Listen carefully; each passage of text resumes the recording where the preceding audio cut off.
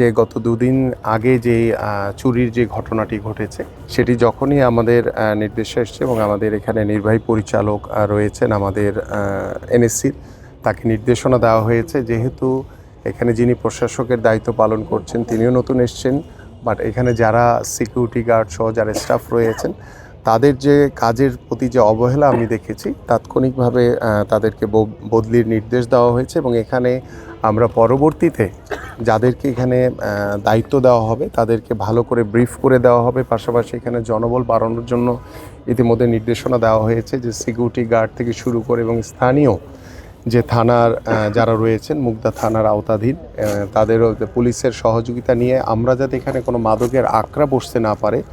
বা অবাধে যাতে কেউ স্বাভাবিকভাবে এখানে চলাচল করতে না পারে সেই বিষয়গুলো আমরা আরও সতর্কতার সহিত তদারকি করে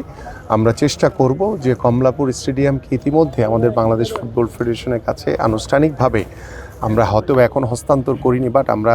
আমাদের নীতিগতভাবে আমরা সিদ্ধান্ত নিয়েছি। আর মনোবল হতে হয় স্পাদ্রিত। জেরুজালেম 25 বছরের পথ চলায় নিরাপদে রাখার প্রত্যয়ে যে এই স্টেডিয়ামকে ডেভেলপমেন্ট করার জন্য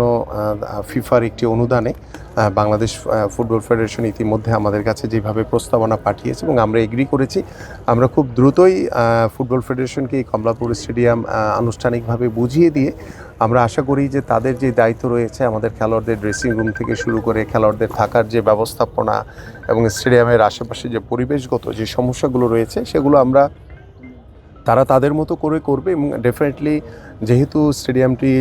জাতীয় ক্রীড়া পরিষদের আন্ডারে, সো আমরা আমাদের জায়গা থেকে তদারকি করে এখানকার নিরাপত্তা নিশ্চয়তা এবং এখানকার যে সার্বিক যে ব্যবস্থাপনা সেগুলো আমরা আমাদের মতো করে দেখভাল করব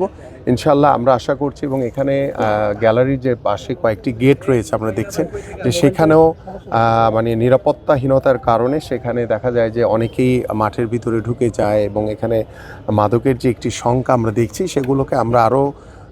চেষ্টা করছি যে আমাদের স্টেডিয়ামের চারপাশে যে বাউন্ডারি দেওয়ালটি রয়েছে সেটিকে আরও উঁচু করে সেখানে কাটা তারের মাধ্যমে আমরা যথাসাধ্যভাবে আরও নিরাপত্তা এখানে নিশ্চয়তা